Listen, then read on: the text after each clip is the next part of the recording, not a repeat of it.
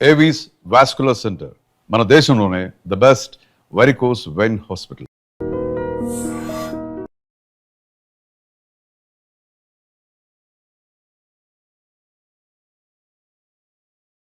కడప జైల్లో మీకున్న బాగా మెమరబుల్ చెప్పండి. కడప జైలు కడప అనగానే ఫ్యాక్షన్, రకరకాల ఫ్యాక్షన్స్ కనిపిస్తుంటారు.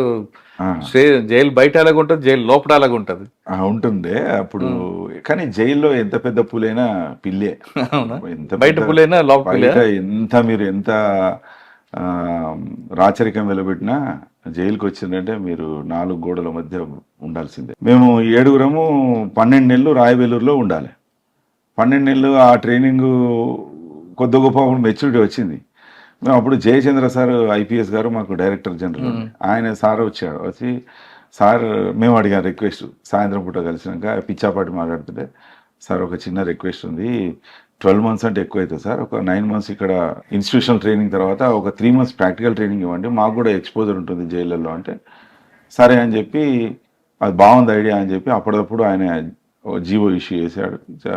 వెంటనే మేము 9 నెలలు కంప్లీట్ కాగానే 3 మంత్స్ ప్రాక్టికల్ ట్రైనింగ్కు నేను మా అత్తగారు కడప కాబట్టి కడపలో చేద్దామని చెప్పి అక్కడ పెట్టుకున్నా.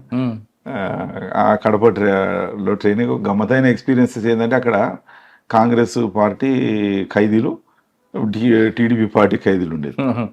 వాళ్ళు ఇద్దరు కొట్టుకున్నారు బాగా. నాకు వాళ్ళ అంతా వెనుక ఇంత పెద్ద ఫ్యాక్షన్లు, వీళ్ళు చాలా బలవంతులు, ఇవన్నీ నాకు ఐడియా లేదు. కొట్టుకున్నారు కాబట్టి వెంటనే నేను కూడా అడ్డుకున్నా, గట్టిగానే ఫోర్స్ఫుల్గానే అడ్డుకున్నా, విడదీయడం జరిగింది. వాళ్ళని ఆ బ్యారెక్లో వీళ్ళని ఈ బ్యారెక్లో వేయడం జరిగింది. వచ్చి వెంటనే రిపోర్ట్ రాసి అప్పటికే సూపరింటెండెంట్ గారికి తెలిసింది. జైలంతా గందరగోళమైంది, చాలా ఇట్లా ఉద్రిక్తత అన్నట్టు మీరంటారు. అంటే ఇప్పుడు ఎస్పీ గాని అప్పుడు జైలర్, అప్పుడు deputy superintendent of jails Jailer అయితే వెంటనే రిపోర్ట్ రాసి సార్కి వచ్చి చెప్పిన, సార్ ఇది చాలా సీరియస్ ఉంది, కొట్టుకున్నారు, బ్లీడింగ్ ఇంజురీ అయింది అని చెప్తే, వెంటనే సార్ జయచంద్ర సార్తో మాట్లాడినట్టుంది. వాళ్ళు ఏం మాట్లాడుకున్నా తెలియదు. గిరిధర్ కొద్దిగా నువ్వు కింద సిచ్యువేషన్ కంట్రోల్ చేయన్నాడు. సరే సార్ అని కింద అంతా మేనేజ్ చేస్తున్నాం. ఇంతలో ఆర్డర్స్ వచ్చేసినాయి. ఏంటి, వాళ్ళని జైలు షిఫ్ట్ చేయాలా, ట్రాన్స్ఫర్ చేయాలని చెప్పి ఆర్డర్స్ వచ్చినాయి.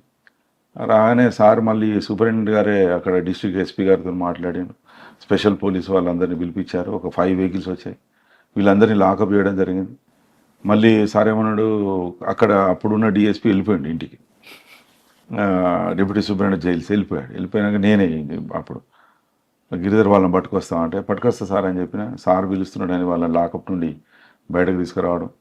ఇక తీసుకొచ్చినాక వాళ్ళకు మళ్ళీ మెయిన్ గేట్కి తీసుకొచ్చి గేట్లు క్లోజ్ చేశాం. ఆ 5గురికి అర్థమైంది, ఓహో something is going to happen, మమ్మల్ని ఎక్కడికో షిఫ్ట్ చేస్తున్నారు లేదా కొడతారు అని అర్థమైంది. వాళ్ళు ఎవరో నాలెడ్జ్ ఉన్న వాళ్ళు జైలు షిఫ్ట్ చేస్తున్నారు అనేది అర్థం చేసుకుని ఇక తిట్టడం మొదలు పెట్టారంటే మా చెవులు పోయినాయి. అంత బూతులు ఇష్టం ఉన్నది. ఆయన కొద్ది ఇంకా మాకు కూడా కొద్దిగా కోపం వస్తూ ఉంటుంది కదా, బలవంతంగా వాళ్ళను ప్రెస్ చేసి స్పెషల్ పోలీస్కి అప్పచెప్పడం. స్పెషల్ పోలీసు వాళ్ళు ఒక్కొక్కరిని ఒక్కొక్క జైలుకి తీసుకెళ్ళడం జరిగింది ఆర్డర్స్ ప్రకారం. ఒకరిని వరంగల్, విశాఖపట్నం, చెంచల్గూడ, చెర్లపల్లి, నెల్లూరు ఇట్లా షిఫ్ట్ చేయడం జరిగింది. దాంతో కడప జైల్లో నేను 2 మంత్స్ పైననే ఉన్నా. ఎంత సైలెంట్గా ఉందంటే అంత సైలెంట్గా. అంటే ఒక పెద్ద చర్య చేపట్టడానికి ఎంత గుండె ధైర్యం కావాలన్నది ఆ సూపరింటెండెంట్ గారిని చూస్తే అర్థమైంది. ఆయన అబౌట్ టు రిటైర్ ఉండే, ఆయనకు కూడా భయం అనేది ఉంటుంది. కానీ అట్ ద సేమ్ టైం ఆయన సిస్టమ్ కాపాడడానికి ఎదురొడ్డాడు. అది నాకు బాగా నచ్చింది ఆయన మీద. కడప తర్వాత అండి అనంతపురం, కడప తర్వాత అనంతపూర్లో ఉన్నప్పుడు, అది అనంతపూర్ డిస్ట్రిక్ట్ జైల్లో అప్పుడు సూరి ఉండే, మధ్య సూరి. ఆయనతో ఒక 15 days అక్కడ ట్రైనింగ్ ఉంటే డైలీ కలిసేది. నాది సోషల్ వర్క్ బ్యాక్గ్రౌండ్ కాబట్టి కేస్ స్టడీస్ లాగా చేస్తూ ఉంటా. వీరి యొక్క వ్యక్తిగత ఆలోచనలు ఎట్లుంటాయి, వీళ్ళ నెక్స్ట్ మూమెంట్ ఏముంటుంది, వీళ్ళ బాడీ లాంగ్వేజ్ ఏంటి, అసలు ఈ సిచ్యువేషన్ రావడానికి ఏమేమి ఫ్యాక్టర్స్ పనిచేసినాయి కల్చరల్గా కానీ. కార్ బాంబ్ కేసులో వచ్చాడు ఆయన మీదకి? అవును, car bomb case. Car bomb ఇక్కడ కాదనుకుంటానంటే అనంతపూర్ జైల్లో ఉన్నాడు, నాకు గుర్తులేదు. ఏ సంవత్సరం అది? ఇది 2007-8 మధ్యలో. సార్ సూరి జైల్లో ఉన్నప్పుడు ఆయన యాటిట్యూడ్ ఎలాగుండేది? అంటే రవిని చంపడానికి ప్లాన్ వేయడం అటువంటి జరిగేదా లేదా కామ్గా? అట్లా ఎప్పుడు చెప్పలేదు. ఆయనకు ఒక సెపరేట్ బ్యారాక్ ఉండేది. ఆ బ్యారక్లో ఆయనకు ఒక అసిస్టెంట్ ఉండేది, అతను వండి పెట్టేది. అతను కాన్విక్ట్ ప్రిజనర్ని పెట్టారు. ఈయన ఏం లేదు, సిగరెట్లు తాగడం, జస్ట్ కూర్చోవడం కామ్గా, ఏమీ ఆలోచన లేదు. మనం పోయి మాట్లాడితే తప్ప నోరు విప్పేది కాదు. ఏం సూరి బాగున్నావు అని అడిగితే బాగున్నా సార్ అనేది, చేతులు కట్టుకొని ఉండేది. జైలు అధికారులను చాలా గౌరవించేది. గొడవలు ఉండవు, అరవడం కానీ నాకు ఇది కావాలి డిమాండ్ అది ఏముండదు అనేది. సిగరెట్లు తాగడం, మౌనంగా కూర్చోవడం, అది నేను ఆయన నా 15 days అబ్జర్వేషన్. తర్వాత నాకు అర్థమైంది ఏంటంటే ఈయన ఏదో బాగా బలీయమైన నిర్ణయంతో కూర్చున్నాడు అనేది అప్పుడు అనుకున్నా. కానీ ఇంత స్టెప్ తీసుకుంటాడు, చంపుతారు ఇట్లా అని ఆలోచన లేదు. ఎందుకంటే అక్కడ అటువంటి సూపరింటెండెంట్ గారు అప్పుడు టఫ్గా ఉండేది, ఎవరిని ఎంటర్టైన్ చేయకపోవడం, ఇంటర్వ్యూయర్స్ కూడా ఎవరు ఇంటర్వ్యూస్ గురించి వస్తున్నారు కూడా స్క్రూటినీ చేసి ఇచ్చేది. అనంతపూర్ తర్వాత వరంగల్కి వచ్చాను. వరంగల్లో కూడా నేను రిమాండ్ నక్సల్స్ ఖైదీలు కదండి ఉన్నారు, సైకిల్ చేయడాలు అన్ని ఉండేవి కదా ఉండేటివి.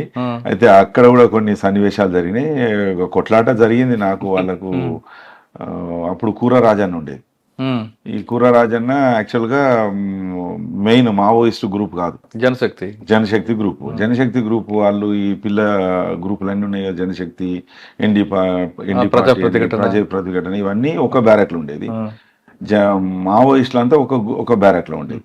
అయితే ఈ కూర రాజన్న కొద్దిగా ఏజ్డ్ గౌరవప్రదమైన వ్యక్తి అన్నట్టుగా వాళ్ళు అనుకొని ఆయనను వాళ్ళతో పెట్టుకునేది అన్నట్టు. ఈయనకు ఒక దోమతెర, ఈయనకు ఒక అసిస్టెంట్, కాన్విక్ట్ ప్రిజనర్ అసిస్టెంట్గా ఉండేది. అంటే వాళ్ళ గ్రూప్ అతని, ఇతనికి అన్ని సదుపాయాలన్నీ ప్రొవైడ్ చేసేది అందులోని. అంటే విత్ ఇన్ ద బ్యారక్ జరిగేది కాబట్టి మేము కూడా ఏం పట్టించుకోకపోయేది. అంతకుముందు కొద్దిగా డామినెంట్ వాళ్ళ యొక్క యాటిట్యూడ్ ఉండేది. ఎప్పుడైతే మనం ఫ్రెష్గా పోయినాము, మనకేముంటుంది, గవర్నమెంటే అల్టిమేట్. మాకు గవర్నమెంట్ ఏం చెప్తుందో మేము అది చేస్తాం. మేము because we servant to the government అని చెప్పి నేను కొద్దిగా టైట్ చేయడం స్టార్ట్ చేశాం. నాకు రిమాండ్ సెక్షన్ ఇచ్చారు. టైట్ చేస్తే నా మీద పత్రికల్లో రాయించడం చేశాడు, ఇంకా టైట్ చేసి. ఒకసారి విమలక్క గారు కూడా వచ్చారు. వచ్చి జైలర్ అన్నావు, మటన్ కర్రీలో ముక్కలేవన్ను అని ఏదో వాడిందని వాళ్ళు వచ్చి చెప్పారు, మా గార్డ్స్ వచ్చి చెప్పారు, సెంట్రీ వాళ్ళు, సార్ ఇట్లా వాడుతుంది సార్ మన మీద అసహ్యంగా. అంటే సరే అని చెప్పి ఆమె ఇంటర్వ్యూకు ములాఖాతుకు పెట్టుకున్నాను. నేను ములాఖాతుకు అదే రాసి, నువ్వు ఇట్లా వాడుతున్నావు కాబట్టి ఇది against to the contract rules అని చెప్పి రిజెక్ట్ చేశాను. రిజెక్ట్ చేస్తే ఆమె చాలాసేపు ఎదురు చూసి మళ్ళీ బతిమలాడి, సార్ నేను మళ్ళీ ఇంకోసారి జైలుకు వ్యతిరేకం కాదు అంటే మీరు రాసి ఇవ్వండి అంటే, అప్పుడు ఆమె తప్పకుండా నేను జైలు రూల్స్ను అతిక్రమించా అని చెప్పి రాసిస్తే అప్పుడు నేను ఇవ్వడం జరిగింది. ఇక కుర్రరాజన్న వాళ్ళంతా కొద్దిగా టైట్ చేసాం. అప్పుడు సజ్జనార్ సార్ ఎస్పీ గారు ఉండేది. సారు బాగా సపోర్ట్ ఇచ్చేది మాకు. సార్ అని నేను ఫోన్ చేయగానే ఇమీడియట్ ఫోర్స్ కావన్నా అని చెప్పి ఇచ్చేది. అయితే ఒకసారి ఏమైందంటే ఈ ప్రజా ప్రతిఘటన ఏదో చిన్న గ్రూప్లో ఒక ఇద్దరు నక్సలైట్లు మెడికల్ పారామెడికల్ యూనిట్ ఉంటుంది కదా మాకు, ఆ యూనిట్లో ఒక అమ్మాయి మందులు డిస్ట్రిబ్యూట్ చేస్తుంటే ఆమె చేయిని పట్టుకున్నట్టుగా ఆమె కంప్లైంట్ చేసింది. మాకు తీసుకొచ్చి అడుగుతున్నాం, క్వశ్చన్ చేస్తే వాళ్ళు తిరగబడ్డారు. ఎట్లుంటుంది వాళ్ళది, మేము నక్సలైట్లు అదే అన్నట్టుంటే బాగా వాయించి పడేసి అప్పుడు వాళ్ళు ధర్నా చేయడం స్టార్ట్ చేశారు, మేము లాకప్ కామని.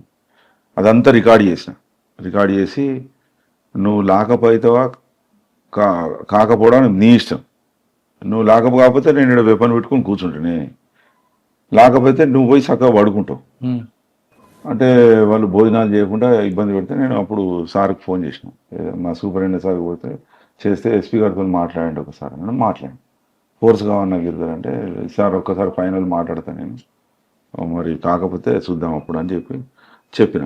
మీరు లాకప్ కాకపోతే అది మీకు నష్టం, దోమలు కుడితే మీకే చలి పెడుతుంది, మీరు పోతా అంటే పోండి, లేకపోతే మేము కూడా ఇన్నే కూర్చుంటాం, సెంట్రీ ఇద్దరిని పెడతా నేను, వెపన్ పెట్టి కూర్చుంటాం, తమాషా చేస్తే ఫైర్ ఓపెన్ చేస్తాం.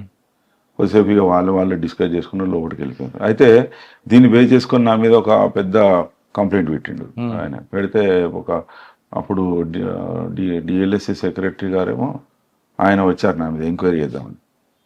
చేస్తే నన్ను నిలబెట్టి వాళ్ళ ఖైదీలందరూ కూర్చోబెట్టి ఆయన చైర్ మీద కూర్చోబెట్టి అడిగారు, అవును సార్ నాకు వీళ్ళు చాలా ఇబ్బందికరం చేస్తారంటే నా మీద అన్నీ చెప్పిండు, వీడు కొడతాడు, తిడతాడు, కంట్రోల్ చేస్తున్నాడు, బాగా ఇది చేస్తున్నాడు అది చెప్పి చాలా చెప్పారు. చెప్తే అవును సార్ నేను చేస్తా, నేను ఎందుకు చేస్తా అని, ఎందుకు అట్లా చేస్తున్నావు అన్నాడు. అనగానే నేను కొన్ని డాక్యుమెంట్స్ తీసుకొచ్చి సార్కి ఇచ్చిన. సార్ ఇగో ఇట్లా చేస్తారు చూడండి అంటే, దాని మీద ఏముంటుందంటే డాక్టర్ దగ్గరికి ఈయన పంపుతాడు అన్నట్టు, ఈయననే డిమాండ్ చేస్తాడు, నాకు ఫిష్ 1/2 కిలో, ఎగ్స్ ఇన్ని, పాలు ఇన్ని అని రాసి కింద సంతకం పెట్టి పంపుతాడు డాక్టర్కి. అవి అప్పుడు ఆయన ఇవ్వాలన్నట్టు. ఆయన డాక్టర్స్ ఆబ్వియస్లీ వాళ్ళకి ఏం అవసరం, పంచాయతీ పెట్టుకునే ఇంట్రెస్ట్ ఏం లేదు, పంపేది. అది నేను చూపెట్టిన, సార్ ఇగో ఇట్లా చేస్తారు కాబట్టి నేను ఇట్లా చేస్తున్నా సార్ అని చెప్పగానే జడ్జి గారికి ఒక మాట మాట్లాడలే, ఏంటండి మీరు ఇట్లా చేస్తే ఎట్లా అని వాళ్ళకే నక్సలైట్లకే మాట మాట్లాడి, ఇట్లా చేయొద్దు మీరు, జైలు అనేదాన్ని ఒక పవిత్ర స్థలంగా, ఒక న్యాయానికి ప్రతీకగా తీసుకోవాలి, మీరు ఇష్టం ఉన్నట్టుగా చేయొద్దు అని చెప్పి వెళ్ళిపోయాడు ఆయన. అది అటువంటి పని. సార్ వరంగల్ జైలు తర్వాత గ్రూప్ 1 రాశారా? మళ్ళీ గ్రూప్ 1 రాశాను. గ్రూప్ 1 రాశారు, సెలెక్ట్ అయ్యారు. ఫస్ట్ పోస్టింగ్ గురిజాల్లో ఇచ్చారు. నల్గొండలో ప్రాక్టికల్ ట్రైనింగ్ అయింది, గురిజాల ఇచ్చారు. ఎవరండి ఎస్పీ అప్పుడు? రవిచంద్ర సార్ ఫస్ట్ ఎస్పీ, తర్వాత సత్యనారాయణ గారు రెండో ఎస్పీ. గురిజాల కొద్దిగా ఫ్యాక్షన్ ఏరియా, చాలా టఫ్ ప్లేస్ అది. అప్పుడు నక్సలిజం ఎఫెక్ట్ ఉన్నది కొద్దిగా. అప్పుడు నక్సలిజం అంటే జానాబాబురావు అనే ఒక వ్యక్తి ఆ నల్లమల అడవుల్లో మాకు ఆనుకొని ఉన్నాడు అనేది ఇన్ఫర్మేషన్. ఇద్దరు లేడీస్తో ఉంటున్నాడు, 2-3 వెపన్స్ ఉన్నాయని సమాచారం సేకరించిన. మరి మా ఎస్పీ గారు ఎందుకు ఆపారు, తర్వాత ఎన్కౌంటర్ అయింది. నేను వచ్చిన తర్వాత ప్రకాశం బోర్డర్లో ఎన్కౌంటర్ అయ్యారు. అది మొత్తం లొకేట్ చేసి అన్ని పెట్టుకున్న తర్వాత లాస్ట్కి మూమెంట్ అప్పుడు ఎందుకో, అంటే అక్కడి స్థితి ఎట్లుండను మనకు తెలీదు, ఆఫీసర్ల నిర్ణయం. ఎన్కౌంటర్ ఐడియా ఉందా మీకు? ఐడియా ఉంది నేను ఐడియా ఉంది. ఆ ఎన్కౌంటర్ లో AK-47 3 దొరుకుతాయి. అవును, కానీ SLR ఒకటి ఉంటుంది. నేను అప్పటికి అక్కడి నుండి వచ్చేసాను. కానీ మహబూబ్నగర్ లో కోర్టులో దొంగలించబడ్డ తుపాకీతో వాళ్ళిద్దరికి ఎన్కౌంటర్ అవుతుంది, తర్వాత పోస్ట్ మార్టం రిపోర్ట్ వస్తుంది. నాకు ఇంకా ఐడియా లేదు. నేను ఐడెంటిఫై చేసి లొకేట్ చేసిన అతను తర్వాత ఎన్కౌంటర్ అయింది అనేది నాకు ఐడియా ఉంది. గురిజాల్లో మీకు మర్చిపోయినా చెప్పండి. గురిజాల్లో ఒకసారి 2 మర్డర్ కేసులు అండి చెప్పుకోదగ్గ. అక్కడ ఎక్కువ డబుల్ మర్డర్ కేసులు, ట్రిపుల్ మర్డర్ కేసులు జరుగుతుండే. ఒకసారి ఆ రోజు నా మ్యారేజ్ డే కూర్చొని కాఫీ తాగుతున్నా, ఫోన్ వచ్చింది, సార్ మర్డర్ అయింది, డబుల్ మర్డర్ అని చెప్పగానే దాచేపల్లి దగ్గర బూదవాడ అని ఉంటుంది. దాచేపల్లి నుండి బూదవాడ వెళ్ళేటప్పుడు సిమెంట్ ఫ్యాక్టరీ ఉంటుంది, పక్కన సిమెంట్ రోడ్ వేసి ఉంటుంది. ఆ సిమెంట్ రోడ్ మీద యాక్సిడెంట్ అయింది, యాక్సిడెంట్ చేసి చంపారని వెళ్ళాము. భార్యాభర్తలను ఇద్దరు చనిపోయి ఉన్నారు. భర్త ఈ సిమెంట్ రోడ్ పక్కన ఫెన్సింగ్ ఉంటుంది, సిమెంట్ ఫ్యాక్టరీ, ఆ ఫెన్సింగ్ ఒడ్డున పడి ఉన్నాడు. భార్య రోడ్డు మన షోల్డర్ ఉంటుంది కదా, రోడ్ షోల్డర్ మొరం వేసి ఉంటుంది కదా, ఆ మొరం మీద భార్య పడి ఉన్నది. అన్ని రాళ్ళు గుచ్చుకుపోయి ఉన్నాయి. ఒక టాటా ఏస్ బండి పోయి ఆ పోల్స్ గుద్దుకున్నాయి, ఇరుక్కుపోయి ఉన్నది. చూస్తే భర్త మెడ నరికినప్పుడు, మెడ నరికితే చాలా దాపు ఒక 1/2 లీటర్ నుండి 1 లీటర్ రక్తం వస్తుంది. ఈ పార్ట్ నరికారు, కానీ అక్కడ వచ్చింది ఒక కప్పు అంతే వచ్చింది. అంటే ఓకే, దాని అర్థమైంది ఆల్రెడీ చనిపోయాడు ఆయన, చనిపోయాడని నరికిండు. అరే ఎవరు అని చెప్పి మనం వర్క్ స్టార్ట్ చేసాం. మనకు ఇన్ఫర్మేషన్ వచ్చింది, ఒక అతన్ని ఆటోలో, అది టాటా ఏస్ బండిలో కొన్ని 1-2 డాక్యుమెంట్స్ దొరికితే ఆ డ్రైవర్ను లిఫ్ట్ చేసుకున్నాం. తర్వాత ఇంటరాగేట్ చేస్తే నాకు ఫలానా అతను సుపారీ ఇచ్చాడు, ₹1,00,000 ముందు, 1,00,000 తర్వాత ఇస్తున్నారు. తీసుకొచ్చి మేము వెయిట్ చేస్తున్నాం. ఈయన బూదవాడ వెళ్తున్నప్పుడు మేము మాట వేసినాం. ఎదురుకొచ్చి నేను దాపు 80-85 స్పీడ్తో కొట్టినా సార్. ఓ 20-25 అడుగుల ఎత్తు నుండి ఎగిరి కింద పడ్డారు. భార్య పడిపోయింది, భర్త కొద్దిగా కదులుతుంటే నేను కూడా ఇరుక్కుపోయిన దానిలో. పోతే నాకు సుపారీ ఇచ్చిన వాళ్ళు ఆ పొలాల్లో దాక్కున్న వాళ్ళు వచ్చి నన్ను బాగా బయటకు లాగితే నేను వెయిట్ వేసానని చెప్పిండు. అంతా రికార్డ్ చేసి అందరినీ లిఫ్ట్ చేశాం. దాదాపు 13 మందిని లిఫ్ట్ చేస్తే అందులో main master mind HIV positive 65 ఏళ్ళు వాళ్ళ ఇంట్లోనే ఇదంతా మాస్టర్ ప్లాన్ జరిగింది. అదే పిడుగురాలు అతను. అతను అందరిని అరెస్ట్ చేయడం జరిగింది. అరెస్ట్ చేసిన తర్వాత అతను జైల్లో ఉన్నప్పుడు, రిమాండ్ పీరియడ్లో ఉన్నప్పుడు అతను చనిపోయింది, ఆ మాస్టర్ మైండ్. మిగతా 12 మందికి లైఫ్ పడింది. ఎందుకండి చంపారు భార్య భర్తల్ని? ఇప్పుడు ఈ బూదవాడలో ఈ ఎవరైతే చంపిన వాళ్ళు ఎవరైతే ఉన్నారో వాళ్ళు సర్పంచ్గా పోటీ చేద్దాం అనుకున్నారు. కానీ ఈ డిసీజ్డ్ అంటే చనిపోయిన వ్యక్తి అతను ఒక్కడే బూదవాడ ప్రజలందరి మనసులు గెలుచుకున్న వ్యక్తి. అక్కడ రేషన్ షాప్ నడుపుతాడు. మళ్ళీ సర్పంచ్ ఎలక్షన్స్ వస్తాయి, వీడు అడ్డం ఉంటాడని చెప్పి చంపించడం. కానీ భార్య ఎందుకు ఏం చేస్తుంది? భార్య ఏం చేసింది అనేది ఆమె విక్టిమ్, టోటల్ విక్టిమ్ ఆమె. అయ్యో. ఆయన టీవీఎస్ చాంప్ మీద వస్తున్నాడు, అచ్చా, వెనుక కూర్చున్నది ఆమె. కూర్చోవడం వల్ల చనిపోయింది. అందుకే భార్యను ఆమె చనిపోయిందా బతుకుందా అని కూడా వీళ్ళు చూడలే. వాళ్ళు టార్గెట్ కొట్టారు, రెండోసారి పారిపోయింది. అదొకటి. రెండోది ఒకటి, మేము ఇంకొకసారి నేను సాయంత్రం పూట అదే సిఐ నేను ఎస్ఐ ఒకరు వస్తే టీ తాగుతా కూర్చున్నాం ముందట. ఇందులో మాకు నల్ల గురువారెడ్డిని చంపారు సార్ అని చెప్పి. నల్ల గురువారెడ్డి ఎవరు అంటే ఫ్యాక్షనిస్టు, చాలా పెద్ద ఫ్యాక్షనిస్ట్ అని చెప్పి మాకు వెంటనే ఎస్పీ గారు ఫోన్ చేశారు, ఐజీ గారు ఫోన్ చేశారు. గిరిధర్ ఏమైంది, నల్ల గురువారెడ్డిని చంపారు సార్. నేను పోతున్నా సార్ సీన్లోకి అని చెప్పి పరిగెత్తడం. నడి రోడ్డు మీద శవం పడి ఉన్నది. ఇట్లా గడ్డి పెండ కలిపి వేస్తారు కదా, వేస్ట్, దానిలో కొత్త హీరో హోండా స్ప్లెండర్ బండి దానిలో చిక్కుకొని నిలబడి ఉన్నది. డెడ్ బాడీ ఇట్లా పడి ఉన్నది. ఈ పార్ట్లో ఓపెన్ అయింది, గుండె బయటకు కొద్దిగా వచ్చి నల్లగా అయి ఉన్నది. ఎవరో గొడ్డలు బట్టి నల్ల గురువారెడ్డి పోతుంటే కొట్టారు. కొడితే అతను ఎగిరి పడ్డాడు, గుండె పగిలి బయటకు వచ్చిందని చెప్పి పుకారు. ఓ అంతా గురిజాలంతా, ఎందుకంటే 70-80 కేసులలో ఉన్న వ్యక్తి అంతా ఇట్లా ప్యానిక్ అయిపోయింది అన్నట్టు. మేము అసలు ఇతని ఫస్ట్ ఫోన్ చేసింది ఎవరనే దగ్గర మేము ఆలోచన చేసినాం. ఫోన్ ఎటు వచ్చింది అంటే 108 వెహికల్ వచ్చిపోయింది అనేది ఒకటి తెలుసు. అరే 108 వెహికల్ ఎట్లా వచ్చింది ఇక్కడికి, ఎవరిని తీసుకుపోయింది అని, వీడియో ఇక్కడే ఉన్నాడు, ఎవరిని తీసుకుపోయిందని 108 ఫోన్ చేసి, సార్ నాకు మేము ఒకరిని షిఫ్ట్ చేసాం సార్, ఫలానా 108 వెహికల్ అంటే వెంటనే ఆ డ్రైవర్కి ఫోన్ చేశాం. ఎవరు ఏమైంది అంటే, సార్ మాకు ఫోన్ వచ్చింది, ఇట్లా ఒకతను ఇద్దరు రోడ్డు మీద పడి ఉంటే ఒకతను బతికున్నాడు, అతన్ని తీసుకొని పోయినాం అన్నాడు. అసలు మీకు ఫోన్ చేసింది ఎవరు? ఆయన ఒక నంబర్ ఇచ్చారు, అతన్ని మేము అడిగాము. మరి నువ్వు అతని ఫోన్ చేస్తే, అవును సార్ నేను అక్కడ ఉన్నా, ప్రజెన్స్ లో ఉన్నా అంటే, ఎవరైనా గొడ్డలు పెట్టి ఎవరు నరికినరా బాబు అని, మాకు గొడ్డలు పెట్టి నరికిన అనేది తెలిసింది. గొడ్డలు ఎవరు నరికింది సార్ అని మమ్మల్ని అడుగు. మరి ఎట్లయింది యాక్సిడెంట్ అంటే, అదే సార్ ట్రాక్టర్ గుద్దింది అని. అరే ఎట్లా ట్రాక్టర్ గుద్దింది రా బాబు అంటే, అక్కడ గురిజాల్లో ఏం చేస్తారంటే ఈ వడ్ల బస్తాలు పెట్టుకోవడానికి వింగ్స్ ఓపెన్ చేస్తారు, ట్రాక్టర్ వింగ్స్ ఓపెన్ చేసి హుక్స్ వేస్తారు, అంటే ఎక్కువ క్వాంటిటీ పోవడానికి. అయితే నల్ల గురువారెడ్డి అట్లా ఎదురుగా వస్తున్నాడు, ఈ ట్రాక్టరు రైట్ సైడ్ సందులోకి వెళ్ళాలి, ఊర్లోకి వెళ్ళాలి. ఇది టర్న్ తీసుకుంటున్నది, అతను కొద్దిగా లిక్కర్ తీసుకుని ఉన్నాడు, స్ట్రైట్ ఇంకో వ్యక్తితో వస్తున్నాడు, వచ్చి స్ట్రైట్ గా ఈ వింగ్స్ కు గుద్దుకున్నాడు. గుద్దుకొని ఎగిరి పడిపోయాడు. బండి ఏమో పోయి ఆ కుప్పలో చిక్కుకున్నది. ఇంకో అతను ఎగిరి కింద పడితే తలకు దెబ్బ తాకింది. అతనేమో బతికున్నాడు కాబట్టి అతన్ని షిఫ్ట్ చేసింది. ఇతనికి ఇక్కడ తాకింది, గట్టి ఫోర్స్ఫుల్ గా తాకింది, కొద్దిగా కింద పడడం వల్ల అతను చనిపోయాడు. ఇది జరిగిన విషయం. యాక్సిడెంట్ ఇది. వెంటనే మనం ఆ ట్రాక్టర్ అటు దిక్కుపోయిన ప్లేస్ కు టీమ్స్ పంపడం జరిగింది. పంపితే అతను చెప్పాడు, ఫలానా వాడు డ్రైవ్ చేసుకుంటూ పోతుంది సార్, ఒక ఫలానా వాళ్ళ ఇంట్లో ఆ ట్రాక్టర్ అప్పుడు వాడు కడుగుతున్నాడు, ఆ బ్లడ్ స్టెయిన్స్ కడుగుతున్నాడు. వెంటనే పట్టుకొని, అంటే అప్పటిదాకా వాళ్ళు ఇట్లా అయింది అని చెప్పి డిస్కస్ చేసుకుంటే, మరి ఇట్లరా అంటే ఆ బస్తాలన్నీ దింపించడం అదంతా టైం పట్టింది. కడుగుతుంటే మనం పట్టుకున్నాం, అట్లే ఫోటోలు తీసుకొచ్చి, లేదంటే ఫ్యాక్షన్ గా చూపిద్దాం అంటున్నారేమో. ఇక అది క్రియేట్ అవుతుంది. మనం వెంటనే రియాక్ట్ కావడం వల్ల మనకు వెంటనే మళ్ళీ సార్కు, ఎస్పీ గారికి, ఐజీ ఎవరు ఎస్పీ గారు అంటే అప్పుడు సత్యనారాయణ సార్ చెప్పడం జరిగింది. అంటే మీకు పొద్దున్న ఇప్పుడున్న హరీష్ కుమార్ గుప్తా సార్, ఇప్పుడు డీజీపీ గారు, అప్పుడు మాకు ఐజీ గారు. అంటే మీకు గురజాల్లో పృథ్వీనారాయణ ఆయన ఉండేవారా ఎదురేరా? మా ముందు. ఓకే సరే, గురజాల తర్వాత భైన్సా చేశాను. భైన్సాలో ఒక 1 year. చాలా కమ్యూనల్ ఇష్యూ కదండి అక్కడ, దాన్ని ఎలా డీల్ చేశారు?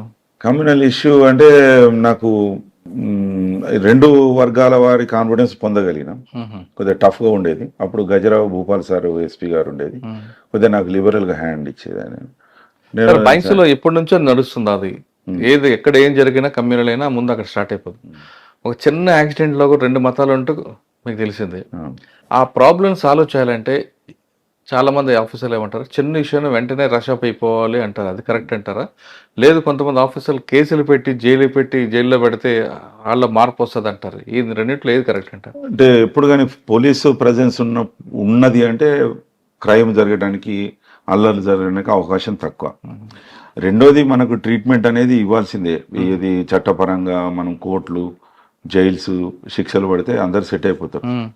అయితే నేనున్నప్పుడు కొన్ని అంటే మేజర్ వర్క్స్ చేయడం జరిగింది. ఫర్ ఎగ్జాంపుల్ రోడ్ వైడనింగ్ చేసాం. రోడ్ వైడనింగ్ దాదాపుగా 20-30 సంవత్సరాల కథ. అది 80 అడుగుల రోడ్డును 50 అడుగులు ఆక్రమించుకొని ఉంటారు.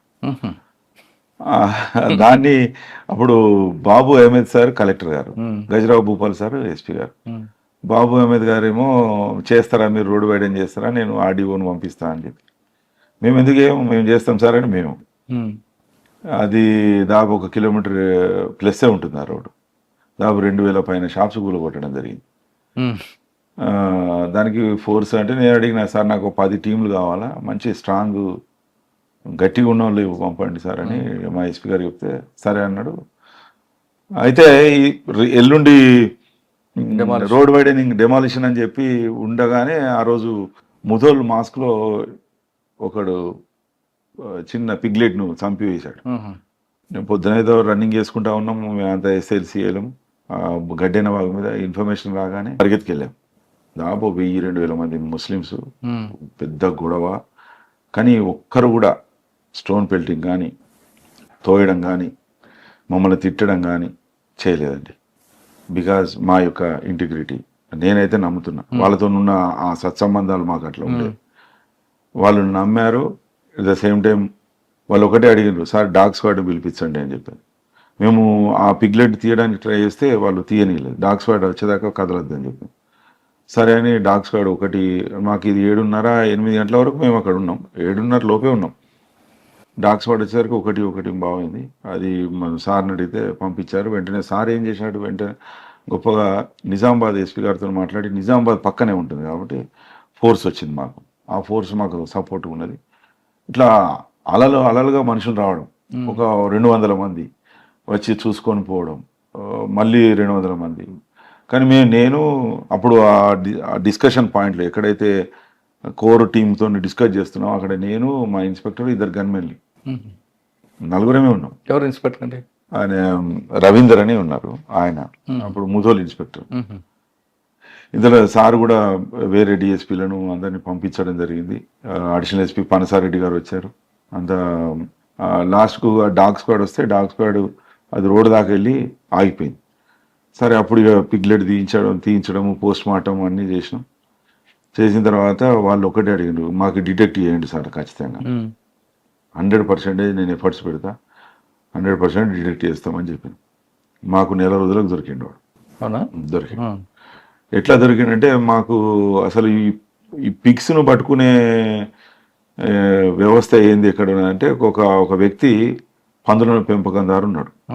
అతన్ని మేము పోలీస్ స్టేషన్ పిలిపించుకొని అసలు నీ పిగ్స్లో ఏమైనా ఒక్కడే పెంచుతున్నాడని తెలిసింది. అక్కడ వాడికి 100-200 ఉన్నట్టున్నాయి. ఏది తప్పింది ఏంది కొద్దిగా చెప్పు అది ఇది అని అయినాక, అరే కొద్దిగా డబ్బులు ఇస్తాం రా భయ్ నీకు, మరి నువ్వు ఏమన్నా చెప్పగలుగుతావు అంటే సార్ నేను చెప్తా అన్నాడు. అప్పుడు కొంత అమౌంట్ కూడా గిఫ్ట్గా ఇవ్వడం జరిగింది. ఇస్తే తెల్లవారి వచ్చి నాకు మా బావమరి మీదే సస్పెక్ట్ చేస్తున్నా, సస్పిషియస్గా ఉంది నాకు, ఎందుకంటే వాడు నన్ను డబ్బులు అడిగిండు, నేను ఇవ్వలేదు, ఇవ్వకపోతే నాతో గొడవ పెట్టుకొని పోయాడు. అంటే ఈ ఇన్సిడెంట్గా ఒక 3-4 రోజుల ముందట వాడే కావచ్చు సార్ అని అంటే మేము వాడిని పికప్ చేసాం. పికప్ చేసి అడిగాం, కొద్దిగా గట్టిగా అడిగితే చెప్పిండు, అవును సార్ నేనే చంపిన. అరే ఎందుకు చంపినవరా అన్న, చంపితే కానీ దానిలో మసీదులు ఎందుకు వేసినవరా, ఇంత కమ్యూనల్ అయితే ఎంత ఇష్యూ అవుతుండే, చాలా ప్రమాదకరం కదరా అంటే, లేదు సార్ మా బావగాడు వాడు అన్న మాటలు మా బావగాడు ఇల్లుటం వచ్చిండు సార్ మా దగ్గరికి, వచ్చి ఇన్ని పందులు సంపాదించిండు సార్, నేను పైసలు అడిగితే లేవన్నాడు, మా మీద బతుకుంటా నేను పైసలు అడిగితే లేవంటే నాకు కోపం వచ్చింది సార్, ఓ పందిని చంపాను లేస్తే ఈ పందులన్నింటినీ తీసేస్తారు, వాడు వెళ్ళిపోతాడు మా ఇంట్లోకి వెళ్ళి అని అన్నాడు. నీ చిన్నకు నీ ఆలోచనకు ఎంత పెద్ద టెన్షన్ పెట్టినవరా మాకని చెప్పి సార్ చెప్తే సార్ అప్రిషియేట్ చేసి మాకు వాళ్ళు ఏమన్నారండి ముస్లిమ్స్ అప్పుడు? సాటిస్ఫై అయ్యారు. అయితే సార్ కూడా మా ఎస్పీ గారు కూడా న్యూట్రల్గా ఉండాలా అని చెప్పి మళ్ళీ ఒక సెపరేట్ టీంను పంపించాడు. మేము సీన్ రీకన్స్ట్రక్ట్ చేసి వాడు ఎట్లా మూవ్ ఎట్లా అయ్యాడు, ఎక్కడ పందిని చంపాడు, ఆ టెలిఫోన్ టవర్ ఉంటుంది అక్కడ ఎట్లా చంపాడు అనేది మేము చూసి అన్నీ బేరీ చేసుకొని కరెక్ట్ ఉందని సార్కు రిపోర్ట్ చేస్తే సార్ ఏం చేసిండు, మీరు కాదు నేను ఒక టీంను పంపుతా అని ఆయన మనసులో ఏముండేను పంపించి మళ్ళీ ఆయన క్రాస్ చెక్ వేసుకున్నాడు. క్రాస్ చెక్ ఆయన సెపరేట్ మాట్లాడి అప్పుడు ఆ నిర్ధారణకు వచ్చారు. వచ్చి సార్ వచ్చి పర్సనల్గా ప్రెస్ మీట్ పెట్టి మాకు రివార్డ్స్ ఇచ్చి అప్రిషియేట్ చేసి వెళ్ళాడు. అయితే ఈ ఎల్లుండి మేము రోడ్ వైడింగ్ చేస్తామనేటప్పుడు ఈ గొడవ సారు అక్కడి నుండి కలెక్టర్ గారి నుండి ఫోన్ వచ్చినట్టుంది. సార్ అడిగినాడు, గిరిధర్ మరి రోడ్ వైడింగ్ ఎట్లా అంటే ఒక 1 వీక్ దాకా ఆగుదాం సార్, మనం 1 వీక్ తర్వాత చేసుకోవచ్చు అని చెప్పి. సరే అని చెప్పి 1 వీక్ తర్వాత మళ్ళీ సారే ఫోన్ చేసిండు, గిరిధర్ సార్ కలెక్టర్ గారు ఫోన్ చేశారు, మరి రోడ్ వైడనింగ్ చేస్తావా? చేస్తా సార్, తప్పకుండా చేస్తా. సిచ్యువేషన్ ఎట్లుంది అన్నాడు. ఏం లేదు సార్, అంతా కంట్రోల్ ఉన్నది, ఏం కాదండి. సరే అని చెప్పి రంగంలోకి దిగినాం. అప్పుడు జల్దా అరుణ గారు ఆర్టీఓ గారు ఉంటారు, ఆమె ఇప్పుడు ఐఏఎస్ కన్ఫర్ అయింది. ఆమె ఎక్కడెక్కడ రోడ్ వైడింగ్ చేయాలని మాకు ఒక రిక్వెషన్ ఇచ్చింది. అంటే వాళ్ళు చేస్తారు, మేము ప్రొటెక్షన్ ఇవ్వాలి. ఆమె లెటర్ ఇవ్వడం, రోడ్ వైడింగ్ చేసాం. చాలా అంటే ఒకటే రోజులో మొత్తం తీసేసాం, మొత్తం తీసేసి క్లియర్ చేస్తే ఇప్పుడు బ్రహ్మాండంగా ఉన్నది. ఇప్పుడు బైన్సా చాలా అందంగా కనబడతాయని చెప్తారు. అప్పుడు వాళ్ళు ఫోన్ చేస్తారు కదా, ఎట్లుంది బైన్సా అంటే, సార్ రోడ్డు చాలా మంచిగా విశాలంగా, మళ్ళీ ఫుట్పాత్లు కట్టారట. నేను పోలేక మళ్ళీ పోయి చూడాలి. వచ్చారు సుల్తాన్ బజార్కి వచ్చాను. సుల్తాన్ బజార్లో చేశాను. ఇక్కడ కూడా మాకు మేజర్ ఇక్కడ ప్రాబ్లం ఏంటంటే అఫ్జల్ గంజ్ సమస్యాత్మకంగా చాదర్ఘాట్లో నేను వచ్చినాక 1 మంత్కు అప్పుడు రాజా వెంకటరెడ్డి ఇన్స్పెక్టర్ ఉండే, ఒక మర్డర్ అయింది కరెక్ట్గా అక్కడ టెంపుల్ దగ్గరే. ఒక ముస్లిం ఏజ్డ్ పర్సన్ చంపాడు కత్తిపడి. నేను మాట్లాడుతున్నా ఫోన్లో, రాజా అనేదో కేసు గురించి చెప్తున్నా, ఆయన చెప్తున్నాడు, నేను అడుగుతుంటే, సార్ మర్డర్ అయిందట సార్ అన్నాడు. ఎక్కడైంది అని అంటే, ఇట్లా సార్ చాదర్ఘాట్లో అయిందట సార్, అక్కడ నాగదేవత టెంపుల్ దగ్గర. ఎవరు అంటే ఇట్లా ఇట్లా అని చెప్పిండు. చెప్పగానే నేను వస్తున్న పదాన్న మేమిద్దరం, నేను సుల్తాన్ బజార్ ఆఫీస్ నుండి ఆయన అక్కడి నుండి ఆయన అట్లా రీచ్ కాగానే దాని ఫస్ట్ మేము ఏం చేసామంటే వీడియో తీసాం. పక్కా వీడియో తీసుకొని అన్నీ అక్కడ పడి ఉన్న వస్తువులు, క్రైమ్ ఆబ్జెక్ట్స్ అన్నీ లిఫ్ట్ చేసి ఫస్ట్ ఆ మనిషిని షిఫ్ట్ చేశాం. మాకు తెలియదు అతను చనిపోయిందా లేదా అనేది. అయితే నిశ్చలంగా ఉన్నాడు, చనిపోయినట్టే, కానీ మనకు మెడికల్గానే నిర్ధారణ చేస్తాం. ఫస్ట్ అతన్ని షిఫ్ట్ చేసాం. షిఫ్ట్ చేసి వెంటనే నీళ్లు కొట్టించేసాం. ఇక అక్కడ బ్లడ్ స్టెయిన్స్ అనేటివి కనబడకుండా, ఎందుకంటే మనం ఇవి తీసుకున్నాం కదా, అక్కడ చెప్పులు, కత్తి, పడిపోయిన ఇంకేమో వస్తువులు ఉండే, అవన్నీ సాధారణ క్లూస్ తీసుకోకుండా డిస్టర్బ్ చేయకూడదు కదా, అందుకే వీడియో తీసుకున్నాం కదా. అంటే వీడియో తీయడం వేరు, ఫిజికల్ గా తీయడం వేరే ఉంటుంది కదా. అయితే మాకు ఉన్న వాళ్ళతోనే తీయించాము, కానీ మనము ఫిజికల్ గా అవి ఇవి అని చేస్తే ఇన్సిడెంట్ గ్రావిటీ పెరిగి పరిస్థితి చేయి జారిపోతుంది. మనం తర్వాత we can submit the report in the court of law appropriately by sowing this video and objects అన్ని మేము ఇట్లా చేసాం సార్ అంటే కోర్టు కన్సిడర్ చేస్తుంది. ఫస్ట్ మనం అక్కడికి వెళ్ళి అతన్ని షిఫ్ట్ చేసి వాటర్ అంతా చేసి క్లీన్ అయిన తర్వాత ఇక మనం కమ్యూనల్ లీడర్స్తో మాట్లాడడం, ఇటు వీళ్ళతో అటు వాళ్ళతో. ఇంతలో టాస్క్ ఫోర్స్ వాళ్ళు, ఎస్బీ వాళ్ళు అందరు దిగాం. కంట్రోల్ అయింది. ఒక 3 nights డే అండ్ నైట్స్ అక్కడే ఉన్నాం మేము. తర్వాత సబ్సైడ్ అయిపోయింది ఇష్యూ. తర్వాత వాడిని అరెస్ట్ చేయడం, అరెస్ట్ చేసి దాని వెనుక బెయిల్ రాకుండా చూడడం జరిగింది. ఎందుకంటే మర్డర్ చేశాడు, సౌండ్ సిస్టమ్ గురించి పక్కనే అది ఉన్నది, మాకు ఇక్కడ డిస్టర్బెన్స్ వస్తున్న దాని మీద తిట్టుకోవడం జరిగింది ఒకరినొకరు. అది ఫ్లేర్ అప్ అయ్యి